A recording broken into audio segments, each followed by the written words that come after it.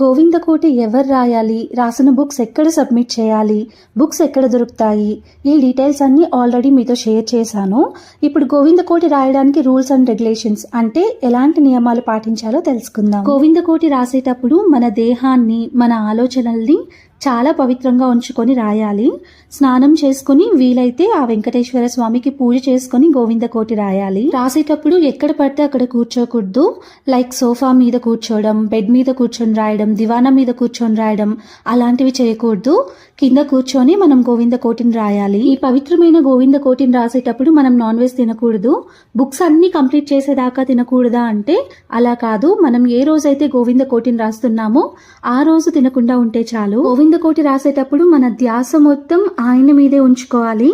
TV చూస్తూ, songs వింటూ, అనవసరమైన మాటలు మాట్లాడుతూ గోవిందకోటి రాయకూడదు. రాసిన బుక్స్ ని ఎక్కడ పడితే అక్కడ ఉంచకూడదు. పవిత్రమైన ప్లేస్ లో మాత్రమే పెట్టాలి.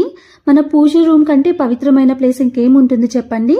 సో గోవిందకోటిని రాసిన వెంటనే పూజ రూమ్ లో ఉంచాలి. ఈ గోవిందకోటిని రాసి స్వామివారి మొదటి గడప దర్శనం చేసుకునే అదృష్టం అందరికీ దక్కదు.